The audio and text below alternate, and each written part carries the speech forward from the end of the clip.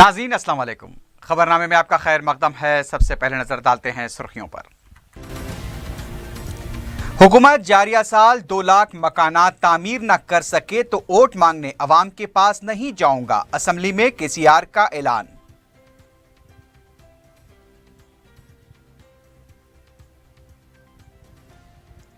गांधी और उस्मानिया हॉस्पिटल्स में रोजाना औसतन 20 ता 30 अमवात, वजीर सेहत का एतराफ। दूसरी तरफ बेहतरीन खिदमात की फराहमी का दावा।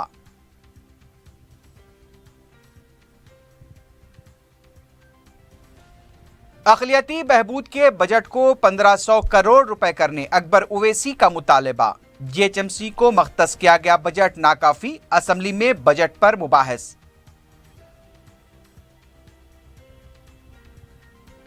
इंतखाबी ज़ाब्ते अखलाक की वजह से 18 मार्च को आज़मीन हज की खुरानदाजी मुंबई में होगी।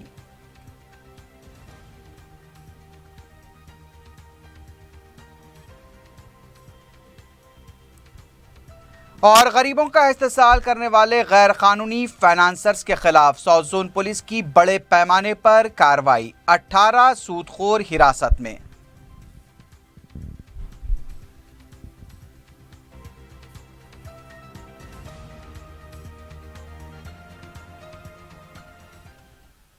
सुर्खियां आपने देखी, अब बढ़ते हैं खबरों की तफसील की जानिब।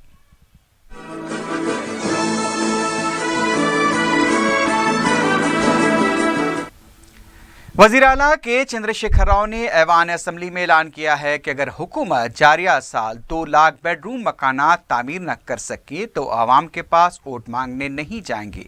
आम बजट पर अपोजिशन के सवालात का जवाब देते हुए केसीआर ने कहा कि रियासत में आपाशी प्रोजेक्ट्स की तकमील के बाद किसानों को मुफ्त बरखी सरबराह नहीं की जाएगी। मिशन भगीरथ प्रोजेक्ट की तकमील के बाद आवाम से चार्जेस वसूल किए जाएंगे।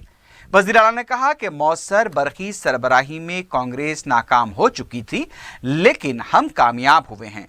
उन्होंने कहा कि टीआरएस ने इंतखाबात में तनहा हिस्सा लिया था और अवाम ने उसे इख्तिदार सौंपा था। अवाम ने 5 साल तक इख्तिदार दिया है। ये बजट इंतखाबात के लिए नहीं बल्कि रियासत को माशी तौर पर मुस्तहकम करने के लिए पेश किया गया। वज़ीर आला ने कहा कि हॉस्टल मेस चार्जेस में इजाफे का फैसला भी जल्द लिया जाएगा। देही मईशत को मुस्तहकम करने का हुकूमत का फैसला अपोजिशन को हजम नहीं हो पा रहा है, इसलिए भेड़ बकरियां मछली मुर्गी कहकर मजाक उड़ाया जा रहा है। खर्च से मुताल्लिक अपोजिशन के इल्जामात को केसीआर ने बेबुनियाद करार दिया। उनका कहना था कि वज़ीर आज़म मोदी ने खुद कहा था कि तरक्की पाने वसाइल की ज़्यादती ज़रूरी है। उन्होंने कहा कि 15,000 करोड़ रुपए देही सतह को मुस्तहकम करने के लिए खर्च किए जाएंगे। అధ్యక్ష, డబుల్ బెడ్రూమ్ ఇండ్లు మేము పదే పదే చెప్తా ఉన్నాం. డబుల్ బెడ్రూమ్ ఇండ్లు మాకు కట్టే ఇష్టం లేకనో లేకపోతే నిధుల కొరతనో ఉండి కాదండి. రాష్ట్రంలో అభివృద్ధి కార్యక్రమాలు ఎక్కువ జరుగుతున్నాయి కాబట్టి కాంట్రాక్టర్లు ఈ వైపు రాలే. ఈ మధ్యనే ప్రభుత్వం మేము చర్యలు తీసుకున్నాం. ఇప్పుడు ఆల్రెడీ ఒక 30,000 ఇండ్ల నిర్మాణం జరుగుతూ ఉంది. ఈ సంవత్సరాంతానికి హైదరాబాద్ నగరంలో మీరు ఎక్కడి నుంచి ప్రాతినిధ్యం వహిస్తున్నారో అక్కడ 1,00,000 ఇండ్లు, గ్రామీణ ప్రాంతాల్లో కూడా ఖచ్చితంగా 1,00,000 ఇండ్లు, 2,00,000 ఇండ్లు నిర్మించి తీరుతాం. 2,00,000 ఇండ్లు నిర్మించకపోతే ప్రజల దగ్గర ఓట్లు అడగం, అది కూడా మీకు చెప్తా ఉన్నాం. मजलिस के फ्लोर लीडर अकबरुद्दीन ओवैसी ने अक़लियती बहबूद के बजट को 1500 करोड़ रुपए करने का मुतालबा किया। आम बजट के मुबाहिस में हिस्सा लेते हुए अकबर ओवैसी ने वजाहत तलब की कि नोटबंदी से रियासत की आमदनी पर कितना असर पड़ा है। उन्होंने कहा कि जीएचएमसी को मख्तस किए गए 1000 करोड़ रुपए का बजट नाकाफी है।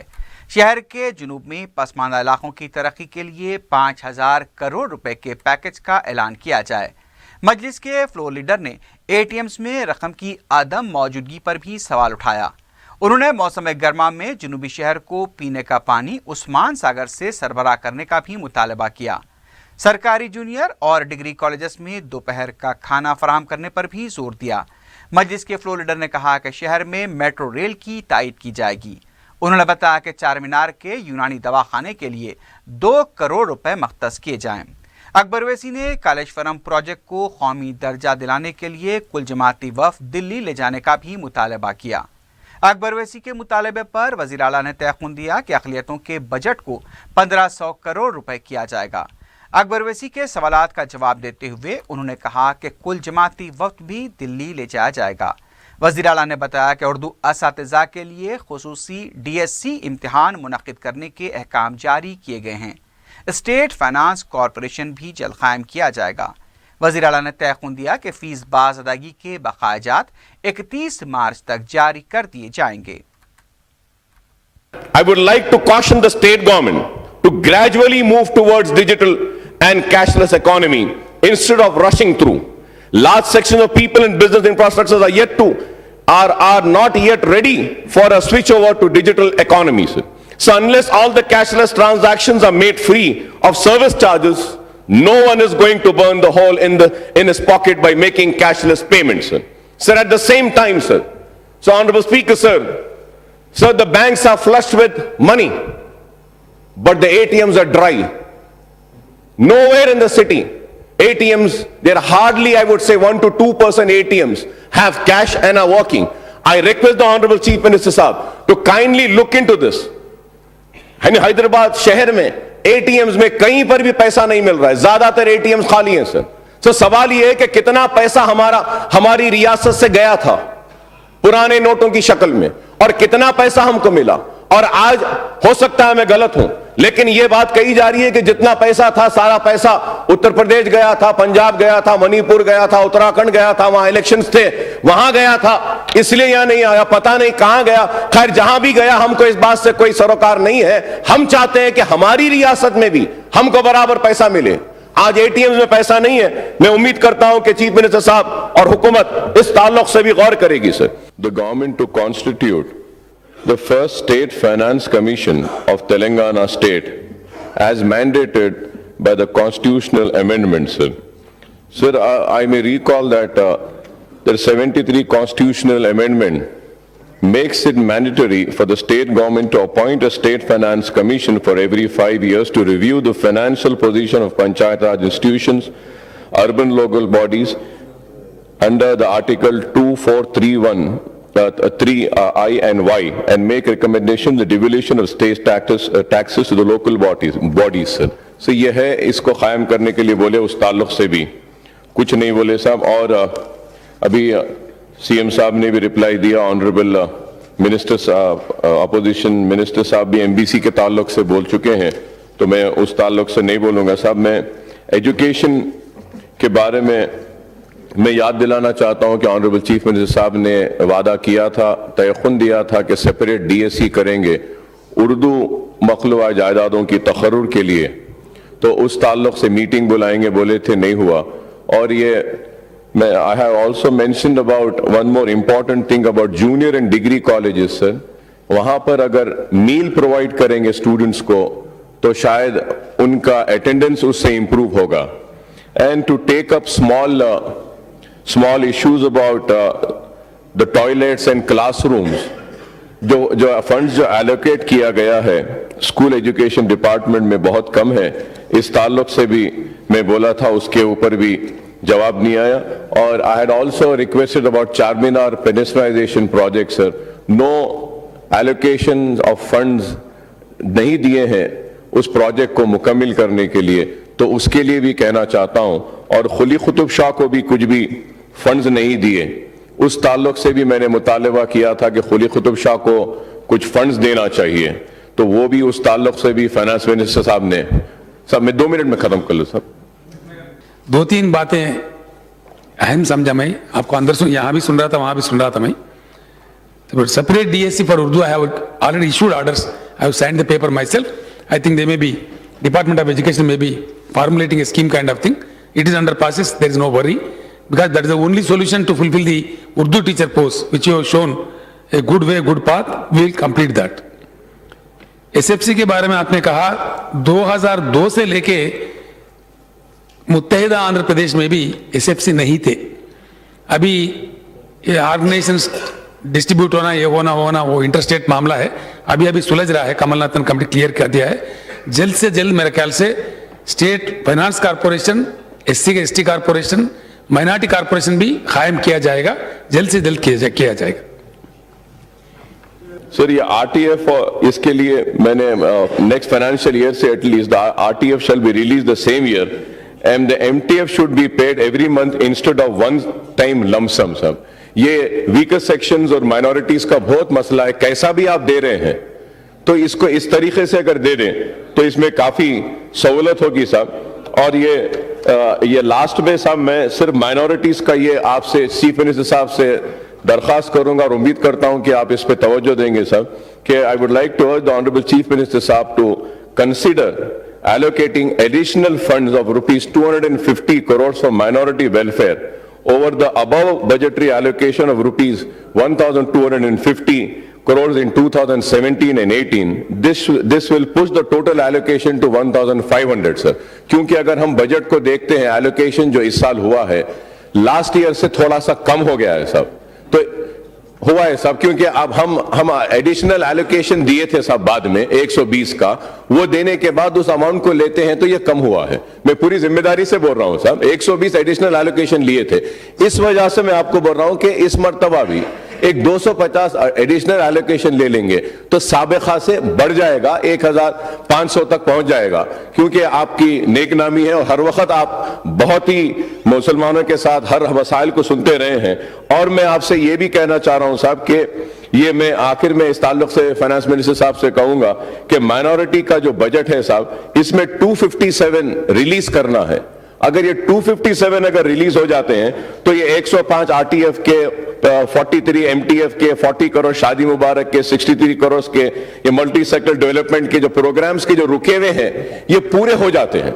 तो इसके लिए 31 मार्च से पहले अगर आप ये रिलीज कर देंगे तो बहुत बड़ी मेहरबानी होगी। मैं आपसे यही कहना चाह रहा हूं और चीफ मिनिस्टर साहब को याद दिलाना चाहता हूं कि आपने ये भी कहा था कि वक्फ प्रॉपर्टीज के लिए हुसैन शाह वली रहमतुल्लाह अलैह की दरगाह अनअलॉटेड लैंड और हकीम शाह बाबा की एक हाउस कमेटी बनाएंगे बोलकर, वो हाउस कमेटी अब तक नहीं बनी साहब, तो जरा उसको बना दिए तो उनके रिकमेंडेशन के बाद अनअलॉटेड जमीन वक्फ बोर्ड को दोबारा दी जा सकती है। और अजमेर शरीफ के रुबात के ताल्लुक से भी मैं आपको याद दिलाना चाहता हूं, अजमेर शरीफ में भी वादा था, वो वादा अब तक पूरा नहीं हुआ। अगर हम सबको भेजेंगे तो हम अजमेर को जाकर वहां पर कौन सी जमीन है वो लेकर एक रुबात तामीर कर सकते हैं साहब, ये भी एक बहुत बड़ा पुराना है साहब। खुली कुतुब शाह के लिए मुसलसल हम बोल रहे हैं कि कुछ फंड्स देना है, चेयरमैन चीफ मिनिस्टर साहब है, आप एक इजलास बुला के कुछ फंड्स दीजिए, सिर्फ 6 करोड़ रुपए दिया गया है। और आखिर में सर उस्मानिया यूनिवर्सिटी का जो लोगो है जिसमें उर्दू में भी था लोगो वो निकाल दिया गया है। अब इतना बड़ा उनका सेलिब्रेशन हो रहा है तो उसमें उर्दू लोगों को भी अगर आप डाल देंगे तो बहुत खुशी होगी उर्दू दान मोहब्बत करने वालों को, और जो ओरिजिनल लोगो है उस्मानिया यूनिवर्सिटी का वो बहाल हो जाएगा, क्योंकि फिरका परस्त लोगों ने उस लोगो से उर्दू को गायब कर दिया था कि नाइंसाफी तेलंगाना के साथ जितनी हुई उससे ज्यादा मुसलमानों के साथ भी, उनके इदारों के साथ भी हुई, और वही इंसाफ की उम्मीद तवक्को आपसे है साहब। तो इस वजह से मैं ये चंद बातें आपके गोशगराज लाना चाह रहा था, और शादी मुबारक में जो आपने बढ़ाया है इसके लिए मैं आपका शुक्रिया अदा करता हूं। और जो जियो निकाला गया था लास्ट असेंबली में जो चीफ मिनिस्टर साहब ने वादा किया था अनीसुल गुरबा के लिए वो भी निकल चुका है, उसके लिए भी शुक्रिया। इस्लामिक सेंटर का हुआ उसके लिए भी शुक्रिया। जूनियर और डिग्री कॉलेज के लिए भी 21 करोड़ का जियो निकला है, मैं उसके लिए भी आपके जरिए हुकूमत का और चीफ मिनिस्टर साहब का शुक्रिया अदा करता हूं। अकबर साहब మీరు చెప్పినట్టుగా ఈ आरटीएफ एमटीएफ के ताल्लुक से इस साल में अब तक 2300 करोड़ रुपए रिलीज किए गए हैं। बाकी जो रिलीज करने हैं 31 मार्च के अंदर वो मुकम्मल तौर पर रिलीज किए जाएंगे। और अगले साल के लिए भी जब बजट बना रहे थे मैं खुद तवज्जो दिया था, मैं खुद इस पर गौर कर रहा था। जैसा आप फरमा रहे थे लमसम 6 महीने में 3 महीने में देने के बजाय हर महीने अगर दिए जाए, एमटीएफ हो चाहे आरटीएफ हो दोनों भी, वो हमने फैसला लिया है। अभी से हर महीना उसको रिलीज करेंगे, कभी एक आध बार ये हो सकता है लेकिन हर महीना उसको मुसलसल रिलीज करते जाएंगे, वहाँ कोई दिक्कत नहीं होगी। औकाफ जायदाद जमीन के बारे में जो आप बोल रहे थे वो बिल्कुल सही बात है, लेकिन हमारे सीनियर रुकने असेंबली बाजिरेड्डी गोवर्धन साहब जो है उनके सदारत में कमेटी बनी हुई है ऑलरेडी। मैं इनको कह देता हूँ, उनको रिक्वेस्ट करता हूँ कि वो जल्द से जल्द कमेटी बुला लें और आप लोगों को भी बुला लें और आपसे गुफ्तगू करें किस तरह से प्रयास होना चाहिए, किस तरह से वहाँ काम होना चाहिए। आप सुझाव दीजिए, आप अपने राय दीजिए, राय मशवरा दीजिए, उसको हम अमलावरी करेंगे। दूसरा बजट के ताल्लुक से आप जो बोल रहे थे, I will request the honourable finance minister as we reach the stage of appropriation, by the time government may try to consider your request to increase it to 1500 crores. We shall definitely make an effort on that. Thank you. Opposition leader जाना रेड्डी ने ऐवान assembly में आम budget पर मुबाहस के दौरान कहा कि कांग्रेस को इख्तिदार का कोई लालच नहीं है, ना ही हुकूमत के इक़दामात से उसे कोई हसद हो रही है। हमारा मकसद सिर्फ इतना है कि हुकूमत जिस रास्ते पर जा रही है उससे होने वाले नुकसानात से वाकिफ कराया जाए। जाना रेड्डी ने कहा कि बरक़ी बहरान की जो बात कही गई थी वो बिल्कुल दुरुस्त है, क्योंकि महकमे बरक़ी में 10,000 करोड़ रुपए का खसारा है। आखिर इस खसारे से कैसे निपटा जाएगा? हुकूमत 4,500 करोड़ रुपए दे रही है, माबाकी 6,500 करोड़ रुपए की पाबजाई कैसे की जाएगी?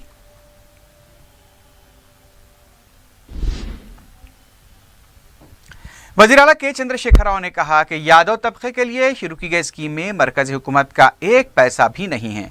वज़ीर आला ने असम्बली को बुलडोज करने के किशन रेड्डी के इल्ज़ाम को मुस्तरद करते हुए कहा कि हम हक़ाइक़ बयान कर रहे हैं। 75% सब्सिडी के तहत भेड़ बकरियां तकसीम करने की स्कीम में मरकज़ का कोई रोल नहीं है। इस स्कीम के लिए मरकज़ ने तमाम रियासतों के लिए 180 करोड़ रुपए मख्तस किए हैं, लेकिन तेलंगाना हुकूमत इस स्कीम पर 4,000 करोड़ रुपए खर्च कर रही है।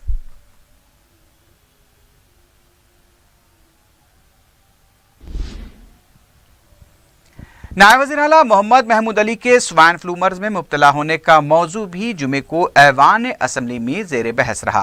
वक्फ़े सवालात के दौरान शहर में वबाई अमराज और स्वाइन फ्लू से हुई अमवात पर उठाए गए सवाल पर वज़ीर सेहत लक्ष्मा रेड्डी ने बताया कि नायब वज़ीर आला महमूद अली इसकी जिंदा मिसाल हैं। स्वाइन फ्लू मर्ज में मुब्तला होने के बाद भी वो सेहतमंद हो चुके हैं। रियासती वज़ीर ने बताया कि स्वाइन फ्लू के केसेस में इजाफा ज़रूर हुआ, लेकिन अमवात में कमी आई है। इस मर्ज से मुताल्लिक़ अवाम में शऊर बेदारी मुहिम चलाई जा रही है। सफाई के इंतजाम किए जा रहे हैं। गांधी हॉस्पिटल में खुसूसी वार्ड्स कायम किए गए हैं। डेंगू मर्ज के प्लेटलेट्स के मसले के हल के लिए 12 मशीनें खरीदी गईं। खानगी हॉस्पिटल्स पर नज़र रखी जा रही है। नायब वज़ीर आला मोहम्मद महमूद अली ने पट्टा पासबुक से मुताल्लिक़ उठाए गए सवाल का जवाब देते हुए बताया कि पुराने पट्टा पासबुक मनसूख नहीं किए गए, नए पासबुक पासपोर्ट की तरह बनाए जा रहे हैं। इसमें सिर्फ तब्दीली की गई है। एरिया हॉस्पिटल को तरक्की देने के मसले पर मजलिस के रुकन असम्बली जाफर हुसैन मेराज ने कहा कि नामपल्ली एरिया हॉस्पिटल में ICU और डायलिसिस सेंटर कायम किया जाए, अमले की कमी को भी पूरा किया जाए। जाफर हुसैन मेराज ने HDS इजलास दवाखाने में तलब करने का मुतालबा किया। वज़ीर सेहत ने जवाब देते हुए बताया कि HDS इजलास में अरकान असम्बली को तलब किया जाएगा और नामपल्ली हॉस्पिटल को तरक्की देने की तजवीज़ है, उस पर भी जल्द अमल किया जाएगा। वज़ीर सेहत ने बताया कि गांधी और उस्मानिया में यौमिया 20 से 30 अमवात होती हैं। रियासती वज़ीर ने बताया कि नीलोफर हॉस्पिटल की कलेक्टर के जरिए तहकीकात चल रही है। रिपोर्ट आने के बाद कातियों के खिलाफ कार्रवाई की जाएगी। एरिया हॉस्पिटल तेलंगाना के हर असेंबली कॉन्स्टिट्यूंसी में है।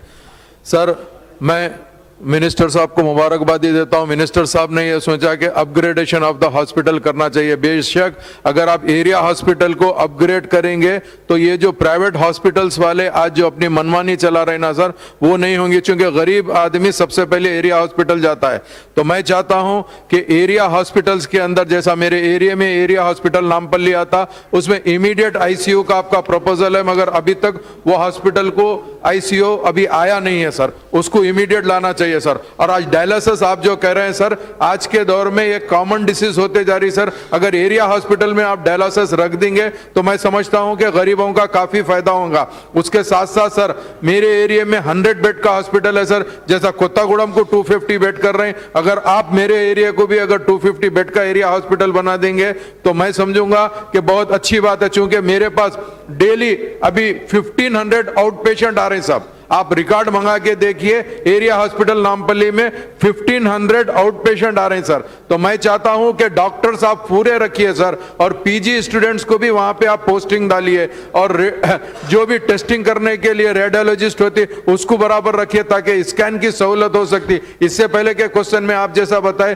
कि प्रेग्नेंट वुमेन के लिए अगर एरिया हॉस्पिटल में तमाम फैसिलिटीज रहेंगी तो वहां पे अच्छा होगा। इसी के साथ साथ चंद्रायन गुट्टे में बारकस एरिया हॉस्पिटल है सब, उसमें भी आप सेम फैसिलिटीज प्रोवाइड करिए। अगर आप ये फैसिलिटीज प्रोवाइड करेंगे तो मैं समझता हूं बहुत अच्छी बात रहेगी, क्योंकि रेगुलर एचडीएस मीटिंग होती है सर, उसके अंदर जो भी एमएलए को इंटरेस्ट होता है उन्हें देख के उस मीटिंग को करता है। और एक मेरा लास्टली आपसे एक रिक्वेस्ट है सर, अक्सर जो बड़े हॉस्पिटल के अंदर एचडीएस मीटिंग के अंदर चेयरमैन प्रिंसिपल सेक्रेटरी होते साहब, उन्होंने अपनी मीटिंग अपने चेंबर में बुलाते सर। मेरा आपसे एक पर्सनल रिक्वेस्ट है, अगर वो मीटिंग सेम एरिया हॉस्पिटल की तरह बड़े हॉस्पिटल में भी, जैसा नीलोफर है, एमएनजे कैंसर हॉस्पिटल में, वहां पे अगर चेयरमैन साहब मीटिंग लेंगे तो हम लोग एवरी मंथ इंस्पेक्शन कर सकते हैं सर। इंस्पेक्शन करेंगे तो वहां की तकलीफ क्या है प्रैक्टिकली मालूम होंगी सर। अगर वहां की तकलीफ प्रैक्टिकली मालूम होंगी तो उसको दुरुस्त कर सकते हैं। जैसा नीलोफर हॉस्पिटल में 5 डेथ हुए, अगर वो नेचुरल डेथ भी है तो हम लोग जाके सेटिस्फाई हो सकते हैं सर, और वहां पे अगर किसी को तकलीफ है तो वो दूर कर सकते हैं सर। तो मैं आपसे ख्वाहिश करता हूं एचडीएस मीटिंग उसमें हॉस्पिटल्स में होना चाहिए, और तमाम एरिया हॉस्पिटल को आप डेवलप करिए। కొంత ఏడు కూడా దానికి వచ్చే అవకాశం ఉంది కాబట్టి ఆ ప్రతిపాదనలో మన రాష్ట్రం నుంచి నాంపల్లి ఆసుపత్రిని ప్రతిపాదనలో పంపించడం జరిగింది అధ్యక్ష, తొందరగా శాంక్షన్ రావడం జరుగుతుంది। एक तरफ वजीर सेहत सरकारी दवाखानों की हालत इज़ार को बेहतर बनाने के दावे कर रहे हैं, तो दूसरी तरफ हालत यह है कि गांधी हॉस्पिटल में मरीजों को महज व्हीलचेयर फराहम करने के लिए दवाखाने का अमला रुश्वत तलब कर रहा है। तफसीलात के मुताबिक चंद दिन पहले एक शख्स राजू को बरखी शॉक लगने की वजह से इलाज के लिए लाया गया था, जहां उसे व्हीलचेयर देने के लिए 100 रुपए का मुतालबा किया गया। रकम न होने की वजह से राजू को छोटे बच्चों की चलाने की मोटरसाइकिल पर अंदर ले जाया गया। सरकारी दवाखानों में रुखुमात लेकर खिदमात या सहूलतें फराहम करना कोई नई बात नहीं है। दवाखाने का इंतज़ामिया इस कदर लापरवाह हो गया है कि दवाखाने के दर्जे चाहरुम का अमला रकम लिए बगैर कोई खिदमत अंजाम ही नहीं देता। सरकारी दवाखानों में मरीजों को कई मुश्किलात का सामना करना पड़ रहा है।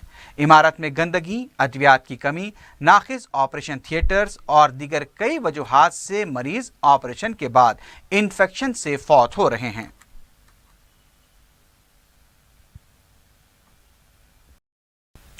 मजलिस के फ्लोर लीडर अकबरुद्दीन ओवैसी ने असम्बली में सवाल उठाया कि हुकूमत ने रियासत में 21 अजला का इजाफा किया है, लेकिन ये खबरें गश्त कर रही हैं कि मरकजी हुकूमत ने इसे मंजूरी नहीं दी है। इसके जवाब में वज़ीर आला ने बताया कि मीडिया बाज़ औक़ात गैर ज़रूरी तौर पर इस तरह की खबरें नशर करता है। रियासत में अजला की तश्कील का अख्तियार रियासत को है, इसका मरकजी हुकूमत से कोई लेना देना नहीं है। मीडिया रिपोर्ट को वज़ीर आला ने गलत करार दिया। The Honorable Chief Minister Sahab to clarify on a report in a Telugu TV channel recently, the central government has not approved the creation of total 31 districts in Telangana state. I don't know how far it is true, but the Union Home Minister had directed the Telangana government to redraw the boundaries of reorganized 31 districts into 20 compact districts. If the state does not comply with the central government order, this may lead to confrontation with the center over the issue. If the state obeys the central decisions, this may given up. కొన్ని విషయాలు కొన్ని సందర్భాలలో చాలా అవాంఛితంగా కూడా అందరినీ అనను నేను, కొంత అత్యుత్సాహం ఉండే మీడియా లేని ప్రచారాలు కొన్ని చేస్తారు। जिले बनाने का जो पावर है, it is 100% with the states, the discretion of the state. Government of India has just nothing to do with formation of districts. It's a totally false report. Kindly don't go by that. My request would be, it's a totally false thing. Neither the Government of India nor the Ministry of Home has made any effort like that. They did not interfere. It's a totally wrong news. Akbar Owaisi ने ऐवान assembly में कहा कि ठेला बंडी और footpath पर कारोबार करने वालों को पुलिस चालानात करने के अलावा जेल भेजा जा रहा है। उन्होंने बताया कि किंगकोटी में फुटपाथ पर गाड़ियां ठहराने वालों के खिलाफ 12,000 रुपए के चालानात आयद किए जा रहे हैं। अकबर ओवैसी के सवाल पर वज़ीर दाखिला एन नरसिम्हा रेड्डी ने बताया कि जेल भेजने की मुहिम बंद कर दी गई है। इस सिलसिले में जल्द शहर के अरकान असम्बली के साथ इजलास तलब किया जाएगा कि गरीब छोटे डब्बे वालों को हरासा व परेशान किया जा रहा है। खैरताबाद असेंबली कॉन्स्टिट्यूंसी में छोटे ऑटोमोबाइल के कारोबार करने वाले, मोटरसाइकिल के कारोबार करने वाले किनकोटी के पास आगे वहां पर के जो गाड़ियां रखते हैं बाहर, उनको 10-10 हजार, 12-12 हजार का चालान कर दिया गया। और फिर अगर कोई रोड पर, फुटपाथ पर कारोबार कर रहा है, उसको जेल को भेज दिया जा रहा है 3-3 दिन के लिए। ऐसा मत करिए। मैं उमर मिनिस्टर साहब से कहूंगा कि साहब ये जो चालान आप करें 10-10, 12-12 हजार के, कि उन्होंने फुटपाथ पे गाड़ियां रखी थी, उन पर जो चालान किए हैं, उस चालान को आप मिनिमम करिए, एक वार्निंग दीजिए उनको, बोली कि आइंदा करेंगे तो हम फिर बड़ी कार्रवाई करेंगे, एक मौका दीजिए उनको। इस सिलसिले में सीएम साहब से बात किए, जल्दी से जल्दी असेंबली चल रहे टाइम में ये सिटी के एमएलएस के साथ, ट्रैफिक पुलिस के साथ एक मीटिंग करेंगे, वो सब बंद करने का ऑलरेडी और कमिश्नर को बोल चुके हैं, बंद हो। रियासत तेलंगाना में एसएससी के इम्तिहानात का आगाज हो चुका है। तलबा हुक्काम की हिदायत के मुताबिक आधा घंटा पहले इम्तिहानी मराकज़ पहुंच गए। वो अपने हाथों में हॉल टिकट्स लिए अपनी नशीस तलाश करते हुए देखे गए।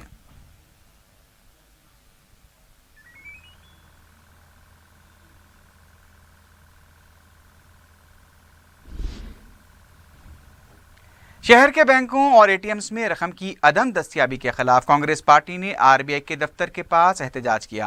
कांग्रेस के लीडर सुधीर रेड्डी के अलावा पार्टी कारकुनों की कसीर तादाद ने आरबीआई दफ्तर के अंदर दाखिल होने की कोशिश की, लेकिन पुलिस ने उसे नाकाम बना दिया।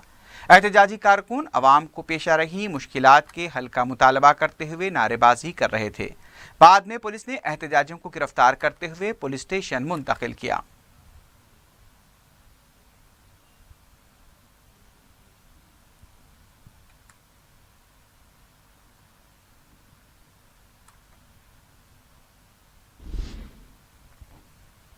हज 2017 के लिए 18 मार्च बरोज़ हफ्ते को हज हाउस में कुरानदाजी अंजाम दी जाएगी। रियासती हज कमेटी के स्पेशल ऑफिसर एस शकूर ने बताया कि कौंसिल इंतखाबात की वजह से ज़ाब्ता अखलाक नाफिज है, इसलिए मुंबई में कुरानदाजी होगी, अलबत्ता हज हाउस में इसे दिखाया जाएगा। उन्होंने बताया कि रियासत के लिए 3367 का कोटा अलॉट हुआ है। 2 महफूज जुमरों के तहत 3037 आज़मीन मुंतखब करार दिए गए हैं। अब सिर्फ 330 आज़मीन के लिए कुरानदाजी होने वाली है।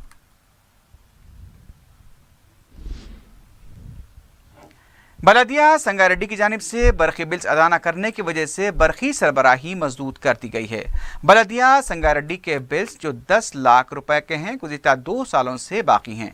संगारेड्डी टाउन का बकाया 11 करोड़ रुपए है। बलदिया के अहदेदार बरखी न होने का बहाना बनाते हुए खिदमात अंजाम देने में कोताही बरत रहे हैं, जिसकी वजह से टैक्स अदा करने वाले अवाम को मुश्किलात का सामना करना पड़ रहा है।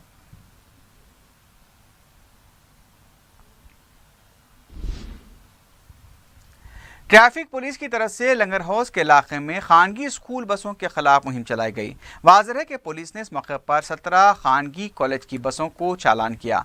पुलिस की इस खुसूसी मुहिम में ट्रैफिक पुलिस के सब इंस्पेक्टर्स को ये छूट है कि वो किसी भी इलाके में गाड़ियों की तलाशी ले सकते हैं। वाज़ेह है कि चंद दिन पहले आरटीए ने एक ही नंबर की 2 स्कूली बसों को भी जब्त किया था।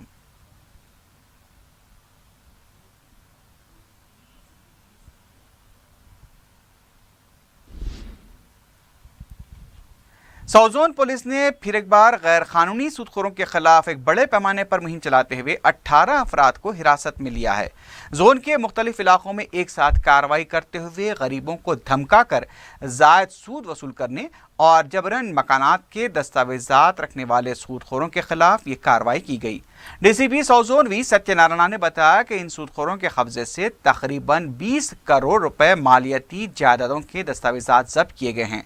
उन्होंने बताया कि सूदखोर गरीब आवाम से 30 से 40% सूद हासिल किया करते थे और बास को धमकाकर उनके मकानात भी बतौर रहन रखा करते थे।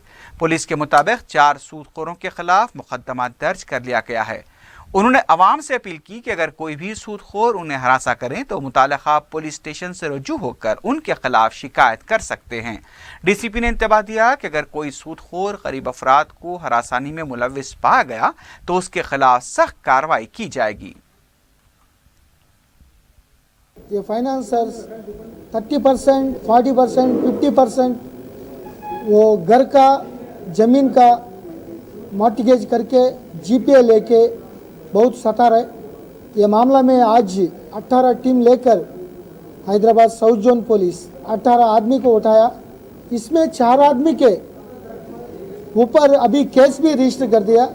तमाम लोगों को मैं अपील कर रहा हूँ, पुराना शहर का रहने वालों को भी अगर कोई जानबूझकर जुल्म करके कोई लैंड्स, कोई हाउसेस, घर ये मॉर्टगेज करके शॉर्टेस्ट टाइम में उनको हैंड ओवर करने के लिए कोशिश करेगा तो कंसर्न पुलिस स्टेशन को अपील कर सकता है।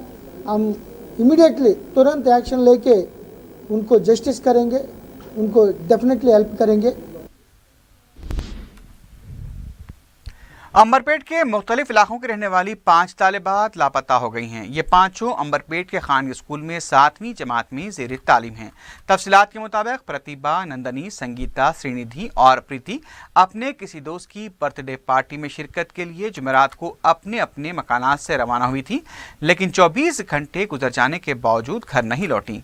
वालिदैन ने अंबरपेट पुलिस स्टेशन पहुंचकर गुमशुदगी की रिपोर्ट दर्ज करवाई है। पुलिस मसरूफ तहकीकात है।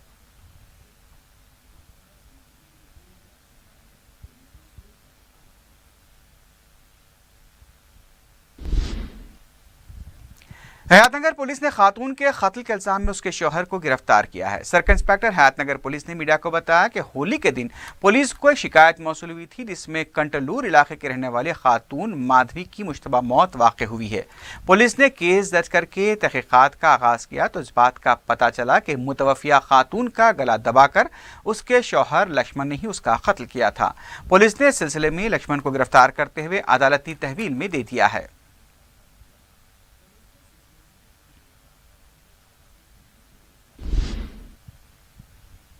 तहफ़्फ़ुज़ात के मसले पर पुलिस के व्हाट्सएप ग्रुप में हुई चैटिंग के खिलाफ दलित पुलिस अहदेदार ने हिमायतनगर पुलिस में शिकायत दर्ज करवाई है। 15 मार्च को पुलिस ग्रुप में तहफ़्फ़ुज़ात के मसले पर हुई बात पर एसीपी ट्रैफिक के खिलाफ एडिशनल इंस्पेक्टर जी राजू ने पुलिस में शिकायत दर्ज कराते कहा कि तहफ़्फ़ुज़ात के मसले पर किए गए कमेंट्स दस्तूर की तौहीन है। पुलिस ने एक मुकदमा दर्ज कर लिया है।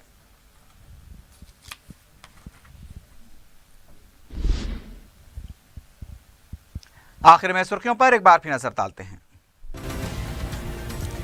हुकूमत जारिया साल 2 लाख मकानात तामीर न कर सके तो वोट मांगने अवाम के पास नहीं जाऊंगा, असेंबली में केसीआर का ऐलान।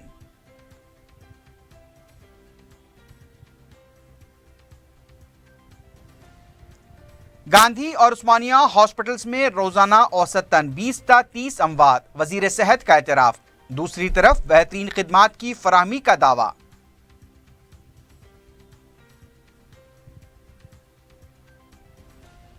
अक़लियती बहबूद के बजट को 1500 करोड़ रुपए करने अकबर उवैसी का मुतालबा। जीएचएमसी को मख्तस किया गया बजट नाकाफी, असेंबली में बजट पर मुबाहिस।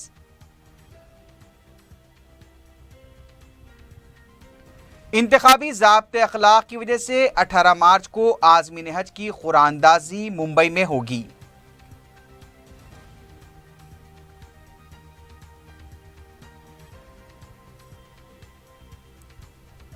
और गरीबों का इस्तेसाल करने वाले गैर कानूनी फाइनेंसर्स के खिलाफ साउथ जोन पुलिस की बड़े पैमाने पर कार्रवाई, 18 सूदखोर हिरासत में।